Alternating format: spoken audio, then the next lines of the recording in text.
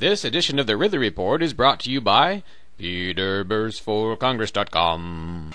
Kevin from Seabrook is a free stater who moved to New Hampshire.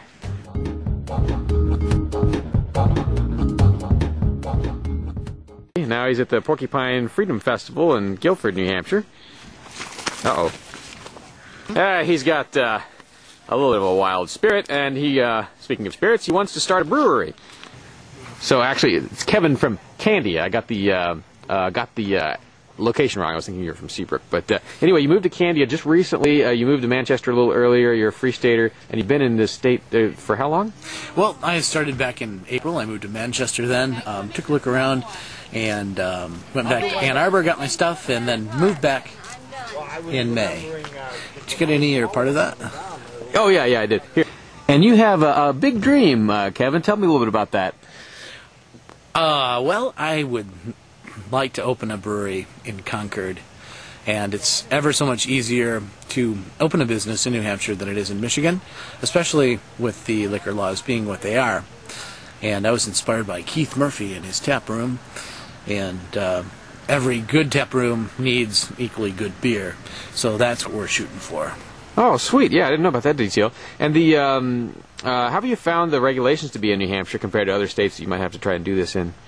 Well, we did a survey on probrewer.com and found that New Hampshire was far and beyond the best state as far as liquor laws and requirements, and they actually have 2 requirements, possibly 3, for opening a microbrewery. One is that you not be a felon, the other that you be over 21 years of age, and the third that you're willing to give them $1,000. And we figured we could make all those happen.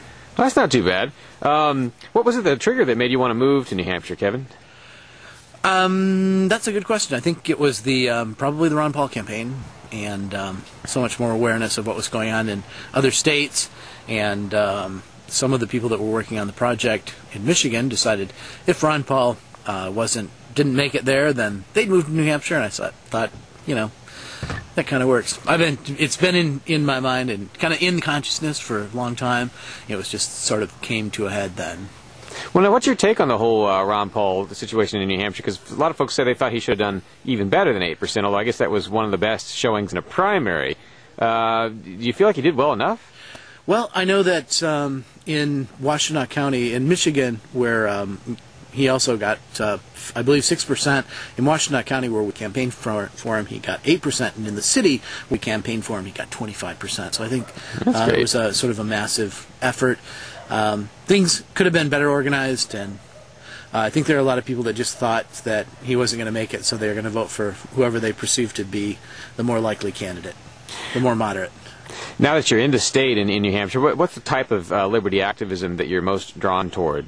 Well, I think probably what I would really like to see in New Hampshire, and I don't know how difficult this is going to be, but I understand it's very difficult. I would like to see a referendum process developed in New Hampshire, because it allows you to get rid of bad laws and to put better ones in my opinion. And so you're maybe a little bit more drawn to the political process as opposed to the civil disobedience or media process? Exactly. And the media is very important too. Okay, yeah, well, the media kind of crosses over to both, I guess. How easy or difficult was it for you to find somewhere to live in New Hampshire? It's been kind of interesting, because I started in Manchester, and I also tried Seabrook, and ended up feeling that that really Concord is kind of more my style. I think in Candia was an opportunity that opened up, and I'll be moving at the end of August, probably to Concord, somewhere in that neighborhood. What's improved in your life since you moved to New Hampshire? Oh, definitely the ability to buy and fire weapons. Yes, in your backyard if you want to. Exactly. In many cases. And what was the hardest part of moving up here for you? Oh, it was definitely packing. Yeah. Packing was harder than unpacking? Oh, yes, definitely. Did you get much help in terms of a moving party or anything like that? Well, I didn't really need it. It was, I could pretty much do it myself, so next time when I have a bigger, more space and more things to move, it will be harder.